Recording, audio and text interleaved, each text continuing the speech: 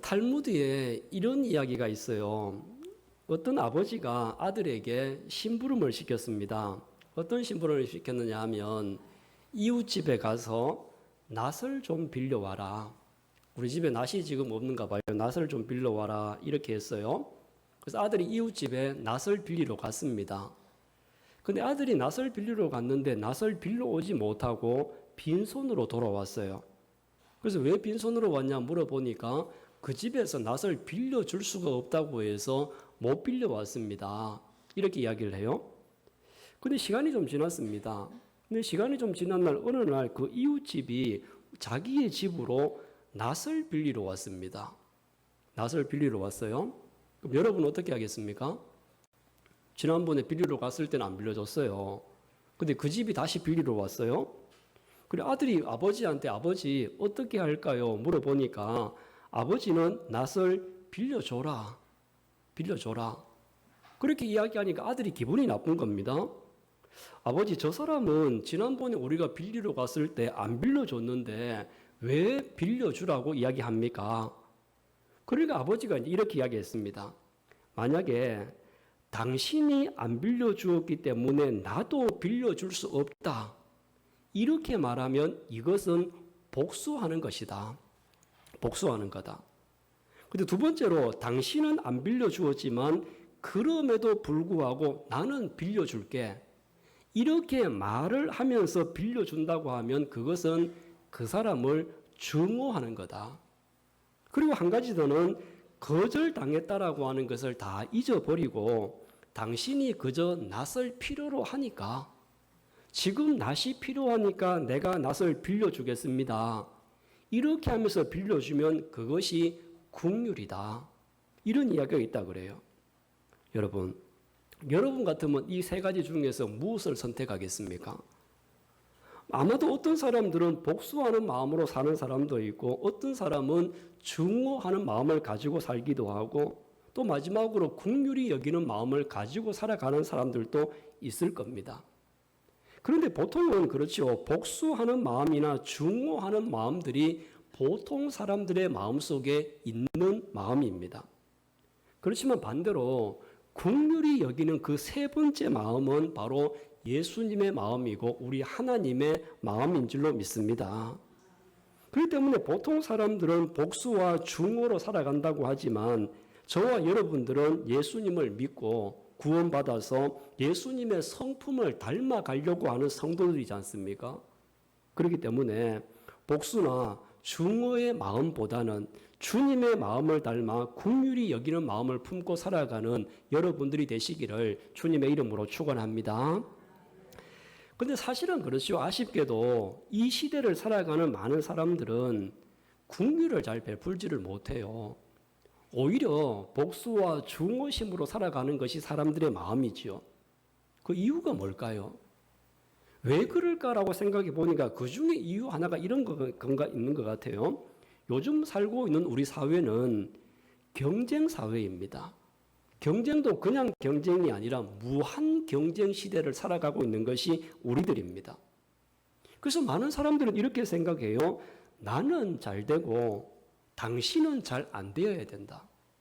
당신이 잘 안 되어야만이 내가 잘 될 수 있다. 나는 살고 당신은 죽어야 된다. 이런 마음을 가지고 늘 살아갑니다. 경쟁 사회는 그런 겁니다. 얼마나 무서워요. 그러다 보니까 사촌이 땅을 사면 배가 아파요. 그리고 경쟁자가 어려움을 만약에 겪으면요, 겉으로는 어떻게 합니까? 위로를 합니다. 참 안 됐다. 어려운 일 빨리 잘 해결돼야 될 텐데. 이렇게 위로를 하지만 속으로는 잘 됐다. 나에게 기회다. 이렇게 많은 사람들이 생각을 한다는 겁니다. 우리는 한정된 자본과 자본 속에 살다 보니까 서로 경쟁하지 않을 수 없는 그런 사회 속에 살고 있죠. 여러분, 그렇지만 지금 이러한 시대를 살고 있지만 교회와 성도는 세상과 똑같아서는 안 되겠죠. 교회와 성도는 세상에서 빛이 되어지기 위해서 분명히 구별되어야 되고 달라야 될 줄로 믿습니다. 똑같으면 빛이 될 수가 없어요. 우리가 원하는 것은 서로가 살고 서로가 잘 되어야 되지 않겠습니까? 그런데 이렇게 서로 살고 서로 잘 되는 것이 실종된 사회를 지금 우리가 살고 있죠. 그러다 보니까 우리가 살고 있는 사회들이 점점 비정한 사회가 되어지고 있어요. 남에게 양보를 하고 긍휼을 베푼다고 하는 것은 곧 자기 자신이 불이익을 당할 수 있다. 이런 생각을 할 수밖에 없는 시대입니다. 그런데 이런 시대를 살고 있는 저와 여러분들에게 주님은 어떤 말씀을 하십니까? 긍휼히 여기는 사람이 복이 있다. 긍휼히 여기는 사람이 복이 있다. 이렇게 말씀을 하십니다. 오늘 사회를 살아가고 있는 저와 여러분들에게 주시는 예수님의 말씀인 줄로 믿습니다. 그 주신 말씀을 다시 한번 읽어보도록 하겠습니다. 자, 7절 말씀을 같이 읽어볼까요? 긍휼히 여기는 자는 복이 있나니 그들이 긍휼히 여김을 받을 것임이요. 아멘. 자, 여기서 이제 긍휼이라 이야기를 말씀을 했어요. 이 긍휼이다라고 하는 말은 헬라어로는 엘레오스라고 이런 말을 쓰는데 우리가 좀 풀어서 이 이야기를 하게 되어지면요, 불쌍히 여겨서 도와주는 마음, 불쌍히 여기는 마음, 그리고 그것을 도와주는 마음, 이것을 긍휼이다 이렇게 이야기를 해요. 그래서 긍휼을 아주 잘 설명해 주고 있는 대표적인 비유가 예수님이 하셨던 선한 사마리아 사람의 비유가 있어요. 우리가 잘 아는 것처럼 예루살렘에 왔던 어떤 사람이 장사를 다 마치고 사마리아로 내려가다가 누구를 만나요? 강도를 만났어요. 근데 강도를 만났는데 강도를 만나서 자기가 가지고 있는 돈 다 빼앗기고 매를 맞아서 길거리에서 거의 죽게 되었습니다. 근데 이렇게 비참한 모습을 사람들이 보면서 지나가요. 어떤 사람이 보면서 지나갔느냐 하면 레위 사람이 보고 지나갔어요. 그때 레위 사람들은 성전에서 일을 하고 있는 사람이었어요. 그리고 제사장도 그것을 보고 그냥 지나갔습니다. 제사장은 지금의 목사와 같은 교회 일을 지도하는 사람이죠. 그런데 레위 사람도 지나가고 제사장도 불쌍히 여기는 마음을 품지 않고 그냥 지나가 버렸거든요. 그런데 어떤 사람이 또 지나가느냐 하면 레위인과 제사장, 유대인들이 아주 멸시하는, 저 사람들은 인간도 아니다, 이렇게 멸시를 받고 있었던 사마리아 사람이 지나가게 되어져요. 근데 그 사마리아 사람은 강도 만난 사람을 그냥 지나치지 않고 긍휼히 여기는 마음으로 그 사람을 돌봐줍니다. 구해준다는 거죠. 그리고 치료도 해주고 자기 돈을 들여서 보살펴 주었습니다. 그냥 지나쳤던 제사장과 레위인들은 자기들이 맡은 직무 때문에 그냥 지나칠 수밖에 없었다. 이렇게 대변할 겁니다. 제사장과 레위인들이 사람들의 피를 함부로 손에 묻힐 수 없기 때문에 그 사람을 그냥 피 묻은 사람을 피해갈 수밖에 없었다. 그러면서 내가 그 사람을 때린 것도 아니고 그 사람의 돈을 빼앗은 것도 아니다. 나는 그저 나에게 맡겨진 직분에 최선을 다하기 위해서 손에 피를 묻히지 않기 위해서 지나갔다. 그렇게 말하죠. 내가 살인을 했나? 강도짓을 했나? 십계명을 어겼나? 나는 아무런 잘못한 게 없다라고 제사장과 레위인들이 변명할 수 있습니다. 그런데 예수님은 여기에 대해서 어떻게 이야기를 하시느냐 하면요, 긍휼을 베풀지 않은 것, 이것이 잘못이다. 사람들은 보기에 십계명도 어기지 않았고 살인도 한 것도 아니고 돈을 빼앗은 것도 아니지만, 그러나 예수님의 입장에서 보면 그러한 잘못이 아니라 긍휼히 여겨야 될 사람을 긍휼히 여기지 않은 것, 그것 자체가 잘못이다. 이렇게 말씀을 해요.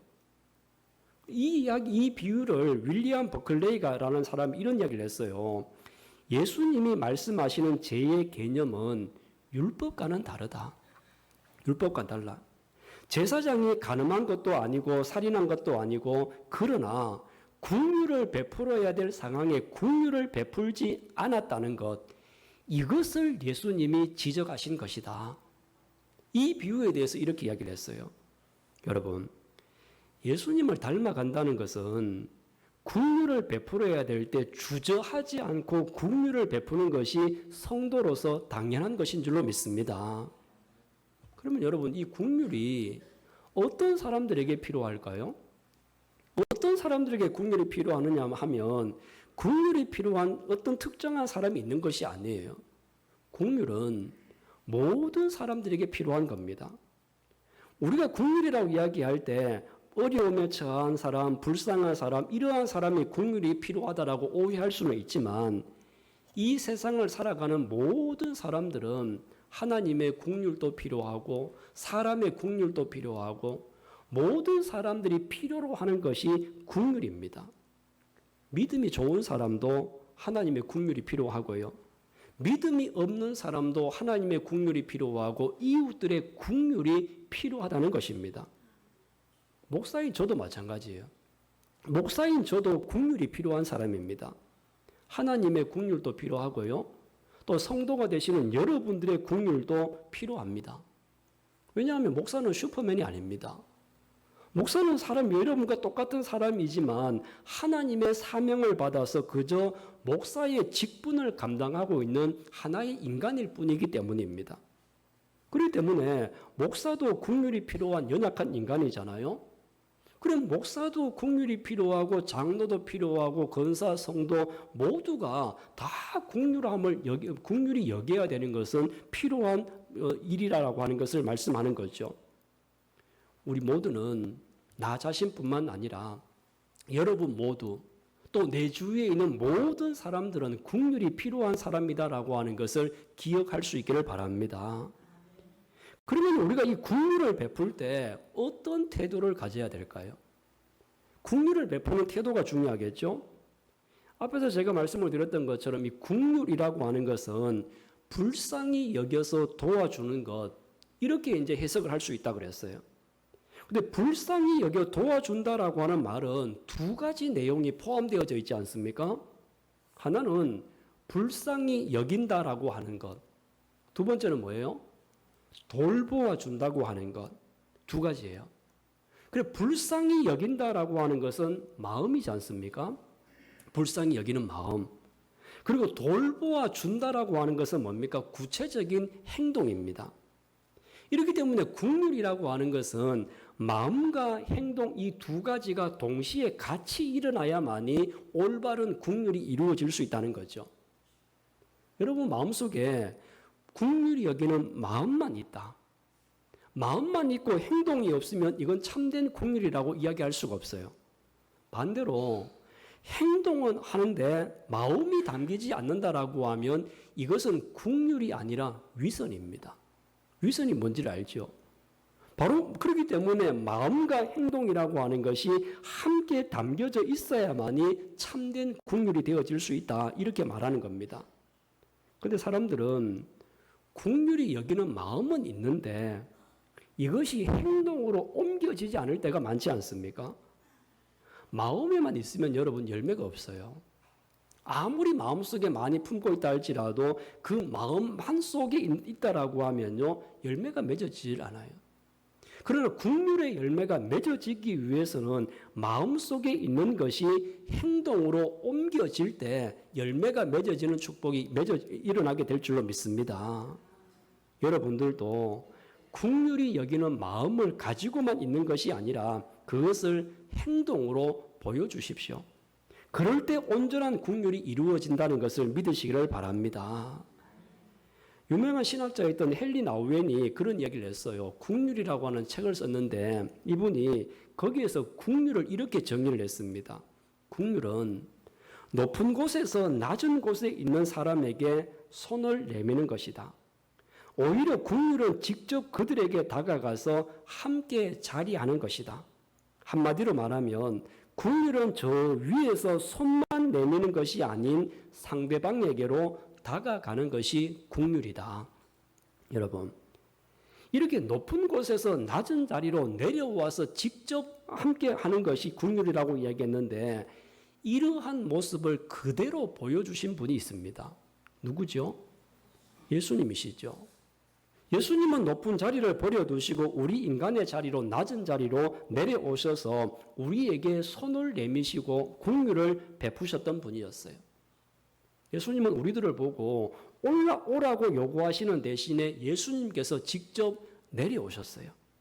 이것이 바로 긍휼의 본 모습인 줄로 믿습니다. 여러분, 우리도 내가 먼저 다가가야 됩니다. 내 입장에서 오라고 하시는 것이 아니라 상대방 입장에서 내가 먼저 다가가야 되는 거죠. 그리고 상대방 눈높이에서 바라보는 것, 이것이 바로 긍휼의 첫 번째 단계입니다. 긍휼은 이렇게 마음이 행동으로 옮겨질 때 그 진정한 긍휼이 이루어진다고 하는 것을 기억하시기를 바랍니다. 예수님께서는 이런 이야기를 하시는 겁니다. 이렇게 내가 먼저 긍휼히 여길 때, 내가 먼저 이러한 마음을 가지고 긍휼히 여길 때 나도 긍휼히 여김을 받을 수 있다. 긍휼을 심을 때 긍휼의 열매가 맺어진다는 겁니다.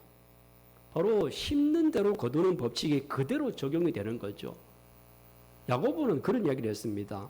긍휼을 행하지 않으면 긍휼 없는 심판을 받게 될 것이다. 우리가 긍휼을 행하게 되어지면 긍휼이 있는 심판을 받게 되어지지만 긍휼을 행하지 않으면 긍휼이 없는 심판을 받게 될 것이다. 이렇게 경고하고 있습니다. 여러분들도 긍휼을 베풀 수 있을 때 긍휼을 베푸시기를 바랍니다. 그래야 내가 긍휼을 받아야 될 때 긍휼이 여김을 받을 수가 있는 거예요. 긍휼은 남도 살고 나도 사는 길이고 우리가 함께 사는 길이다라는 것입니다. 내가 지금 어려움이 없다고 평생 어려움이 없을 것이라고 하는 보장은 아무도 못합니다. 내가 지금 편하게 잘 산다고 해서 내가 죽을 때까지 지금처럼 이 평안을 보장받고 사는 것은 아니거든요. 아무도 그런 사람 없어요. 그렇기 때문에 긍휼을 내가 베풀어 줄 수 있는 상황도 있지만 긍휼함을 받아야 할 때가 반드시 온다는 겁니다. 이제 여러분들은 이때를 예비하는 마음으로 긍휼을 베풀 수 있는 기회가 있을 때 먼저 긍휼을 베풀 수 있는 여러분들이 되시기를 바랍니다. 그래서 오늘 주신 말씀처럼 긍휼히 여기는 자가 되어 긍휼히 여김을 받는 여러분 모두가 되시기를 주님의 이름으로 축원합니다.